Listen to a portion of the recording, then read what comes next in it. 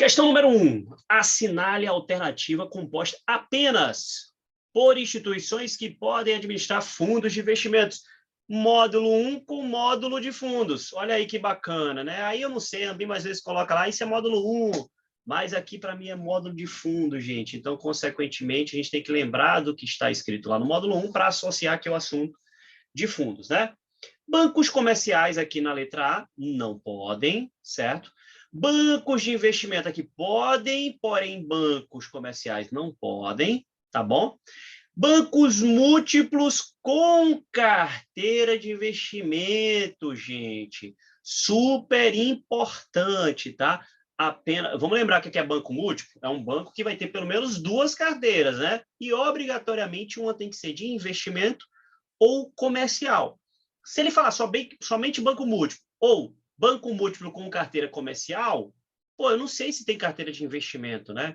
Então, como eu não sei, não poderia administrar fundos de investimentos. Então, os bancos múltiplos com carteira de investimento.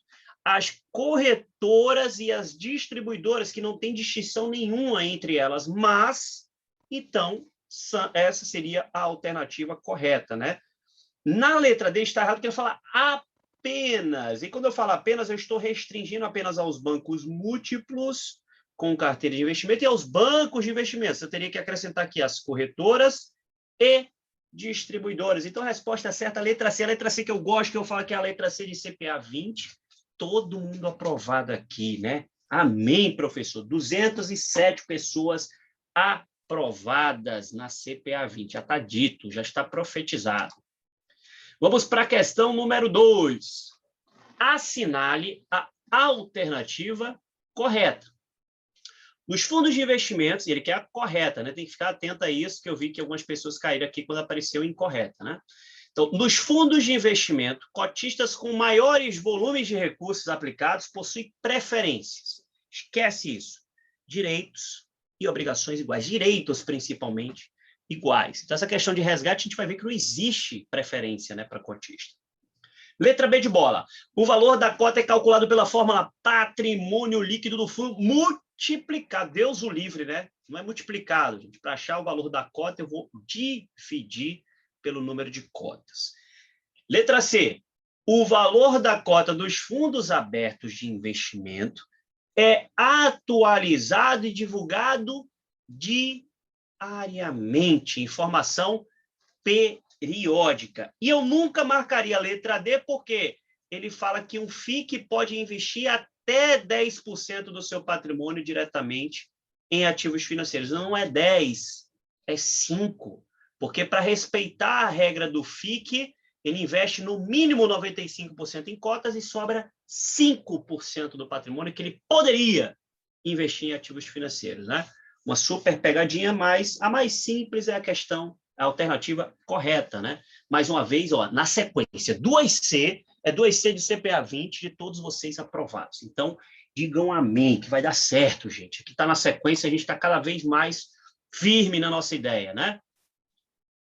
Questão número 3, que confundiu algumas pessoas. Assinar, por mais que está encaixado, de verdade, gente, é normal, a gente esquece. Por quê? É comum a gente ler a questão, ler o enunciado, e ir para as alternativas. E quando a gente vai para as alternativas, a gente começa a se deparar com coisas, né, relacionadas ao tema. Aí, opa, fica aquela dúvida, né? Qual que eu vou marcar a correta? Aqui a correta é a incorreta. Olha que viagem louca, né? Então, na verdade, aqui é a incorreta relacionada a fundos. Beleza? Então, vamos ver. Letra A. Fundos de investimentos possui CNPJ? Possui. Então, não é essa que eu quero, a incorreta. Caracteriza-se como uma prestação de serviço por parte das instituições financeiras. Beleza, é exatamente isso. Não geram captação de recursos para a instituição financeira, porque o dinheiro do fundo é de quem? É do cotista. Não é aquele título lá, o CDB, o título de dívida, que a instituição pega e transforma em crédito. Não pode, é vedado, né? Recurso de terceiros. Então, tá certo para fundos. E a incorreta seria o quê? Fundo de investimento, não há nenhuma garantia. Então, se ele fala que existe garantia, seria a alternativa incorreta. Fundo de investimento, não há nenhuma garantia. Beleza, gente? Tudo certo, né? Então, agora a questão 3 ficou tudo certo. Até a pessoa, que não sei se foi a Lise, Lisier Almeida, que depois percebeu que não tinha visto que era incorreto. Faz parte, tá? Mas o momento de errar é agora, gente. Na prova a gente não erra mais. Questão número 4. Fração ideal de um fundo de investimento. A letra A está escrito cotistas e vai coçar a mão de vocês para pegar o mouse lá e clicar em cotista. Por favor, a fração ideal de um fundo, a menor fração de um fundo é representado pela cota. Mais uma vez, letra C, gente. Estou profetizando, vai dar tudo certo. Todos vocês aprovados. Mas não marquem a letra A, gente, que a letra A é cotista e a menor fração é representada pela cota do fundo. Tranquilo? Então, questão 4 também, letra C. Professor, vou chegar na prova, vou chutar tudo letra C. A gente está fazendo 10 questões aqui. Tem a quantidade boa de C. Vai com calma. Não é bem assim, não, tá? O pessoal pede assim, me dá uma técnica de chute, professor. Eu falei, estuda. A melhor forma de você chutar é você estudando, né? Que aí você vai chutar certo. Né? Pessoa, pô, sem o conteúdo, vou dar um chute aqui. O chute é certo. Vamos lá, questão número 5, ó, questãozinha simples, né? Mas se a gente não lê que a Assembleia Geral Ordinária dos Fundos de Investimentos, elas devem ocorrer pelo menos uma vez por ano. Pode ter Assembleia todo mês, mas a obrigatória é uma vez por ano, obrigatória para as demonstrações contábeis com parecer do auditor independente. Então, aquela Assembleia que vai ser obrigatório, o momento em que o administrador do fundo presta conta com os cotistas do fundo, beleza? Então, ela acontece pelo menos uma vez por ano. Seguindo em frente, questão número 6, ó. Periodicidade que o fundo... Isso aqui está lá escrito em informações periódicas. Qual período o fundo é obrigado a divulgar o valor da cota e o valor do seu patrimônio líquido? Todo dia, até porque para achar o valor da cota, ele primeiro acha o patrimônio, ele pega o patrimônio, tira despesas gerais, taxa de administração, ele acha o patrimônio líquido, ele divulga o patrimônio líquido. E, além disso, ele divide pela quantidade de cotas e aí ele divulga diariamente o valor da cota. Tá? Inclusive, está no site da CVM, seja você cotista ou não. Beleza? Tranquilo, gente? Isso aqui é questão mais de fixação de conceito, né? Que pode vir um pouquinho mais contextualizada, é mais para a gente fixar. Ó, que legal! Responsável, questão número 7, professor. Vamos lá. Responsável responsável direto pela rentabilidade do fundo. É o cara que compra e vende os ativos. Gente, eu sempre falo compra e vende, porque é o seguinte, o cara compra um ativo, pô, ele pode até levar para o vencimento, mas geralmente a gente entende comprar e vender, né, por ganhar uma rentabilidade. Pô, se eu compro uma ação por 10 e ela está valendo 20, eu só ganho alguma coisa se eu vender por 20, né? Se eu não vender ela pode cair de novo para 10. Então, não realizei o lucro. Obviamente que isso tem reflexo na cota, mas o valor, né, que vai ser agregado na carteira vai ser, de fato, aquele valor que foi realizado. Então, quem é o responsável direto pela rentabilidade do fundo é o nosso amigo gestor, é o cara que executa a política de investimento do fundo, é o cara que vai buscar o objetivo do fundo, é o cara que vai lá ser o responsável direto pela rentabilidade do nosso fundo, o famoso fundo CPA 20 online. Beleza, gente? Tudo tranquilo, questõezinhas bem simples e diretas, né? Questão número 8.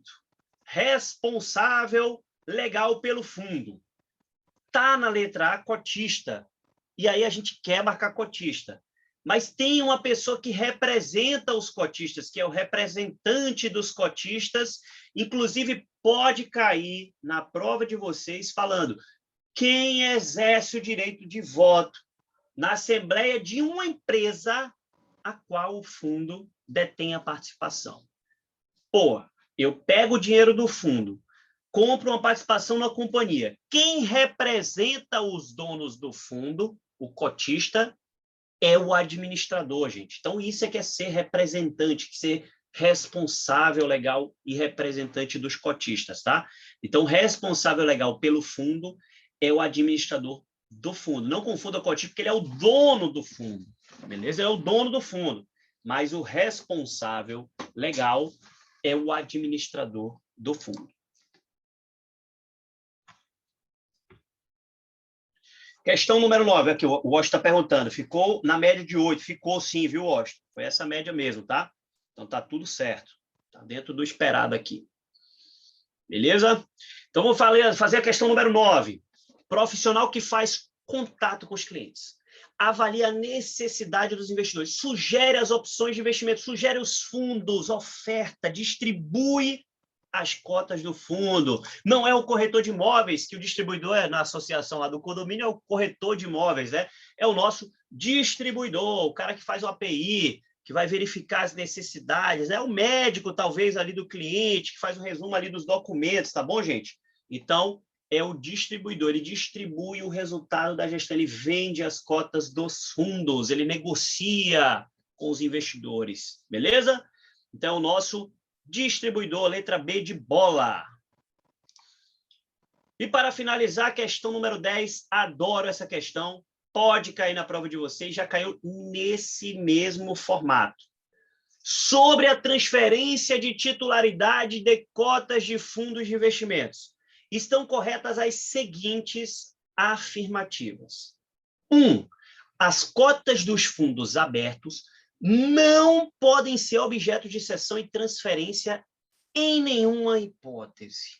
Eu sei que não são objeto de cessão nem de transferência de titularidade, mas não é em nenhuma hipótese. Então, eu tenho que segurar essa informação e, obviamente, né, olhar as demais. Mas essa eu já descartaria, porque eu sei que existe uma exceção. Eu estudei na aula do professor Paulo, lá no comecinho, que pode ser, existe um momento em que as cotas do fundo aberto podem ser objeto de cessão, que são características de cota de fundo fechado. Beleza? 2. As cotas de fundos fechados podem ser transferidas. Sim, elas são exatamente objeto de cessão e transferência, né? Fundo imobiliário, vou lá, dou uma ordem de venda, tem alguém querendo comprar, pagou o preço, opa, fiz a transferência de titularidade, cedi o meu direito ali que eu tinha sobre aquelas cotas. Tranquilo? Então, 2 está correto. Vamos para 3. Olha 3 como é justificar, né, a questão número 1. Em geral, as cotas dos fundos abertos não podem ser objeto de cessão e transferência, mas existem exceções que permitam a transferência. Aí não precisa decorar tudo aquilo, gente. Vai estar escrito assim, ou falar, né, qual o momento que pode ser objeto de cessão, já vai dizer a exceção. Então, a resposta correta aqui para essa questão, sentenças 2 e 3. E está na letra D de dado. Letra D de dado diz que a sentença número 2 e a sentença número 3 estariam correta, e aí a gente fecha os nossos exercícios de hoje.